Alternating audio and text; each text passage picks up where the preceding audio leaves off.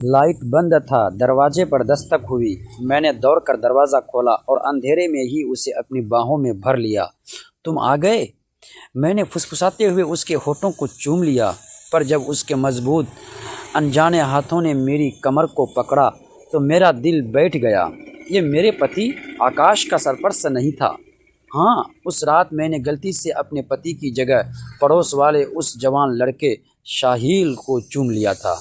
आप सोच रहे होंगे कि अब तो बात आगे बढ़ ही जाएगी, और सच कहूँ तो उस पल की शर्मिंदगी में भी एक अजीब सा रोमांच था।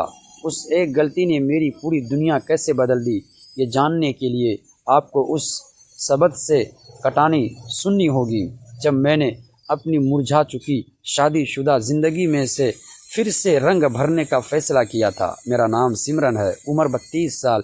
मेरी शादी को 5 साल हो चुके थे।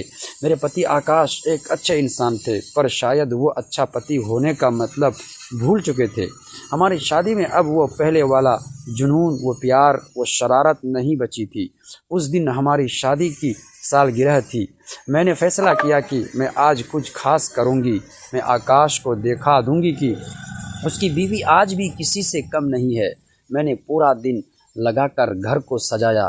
खुशबूदार मोमबत्तियाँ, गुलाब की पंखुड़ियाँ और मीडियम संगीत, माहौल एकदम परफेक्ट था। मैंने आकाश की पसंदीदा बिरयानी बनाई और फिर मैं खुद तैयार होने चली गई। मैंने आज के लिए एक ख़ास काले रंग की सेटीन की नाइटी खरीदी थी, थोड़ी छोटी, थोड़ी ज़्यादा ही पारदर्शी। मैंने उसे पहना, आईने में खुद को देखा तो एक पल के लिए शर्मा गई। क्या आकाश मुझे इस रूप में देखकर खुश होंगे? रात के 9 बज चुके थे। आकाश के आने का वक्त हो गया था। मैंने कमरे की मेन लाइट बंद कर दी। अब सिर्फ मोमबत्तियों की रोमांटिक रोशनी थी। मैं दरवाजे पर कान लगाकर खड़ी हो गई, उनके आने का इंतज़ार करने लगी। तभी दरवाजे पर हल्की सी दस्तक हुई। मेरा दिल जोर से धड़कने लगा। वो आ गए। दौड़कर दरवाज़ा खोला। बाहर अंधेरा था। मैंने शायद कॉरिडोर की लाइट ख़राब थी, मुझे बस एक परछाई सी दिखी। मैंने देखा न ताओ और सीधा उसकी बाहों में समा गई। मैंने उसे कसकर पकड़ लिया और उसके होठों को चूमने लगी, पर कुछ गड़बड़ थी। यह आकाश की परफ्यूम की खुशबू नहीं थी, और ये स्पर्श, ये आकाश का वो रोज़ वाला थका हुआ स्पर्श नहीं था। इन हाथों में एक मजबूती थी, एक झिझक थी। मैंने घबरा कर उसे छोड़ा और पीछे हटी। आकाश लाइट, तभी कॉरिडोर की लाइट अपने आप जल उठी, और जो चेहरा मेरे सामने था उसे देखकर मेरे पैरों तले ज़मीन खिसक गई। वो आकाश नहीं थे, वो था साहिल, पड़ोस वाले 202 नंबर फ्लैट में रहने वाला नया किराएदार। एक 24-25 साल का लड़का, जिसकी आंखों में मेरे लिए हैरानी, शर्म और शायद थोड़ी सी शरारत भी थी। हम दोनों पत्थर की मूर्तियों की तरह एक दूसरे को देखते रह गए।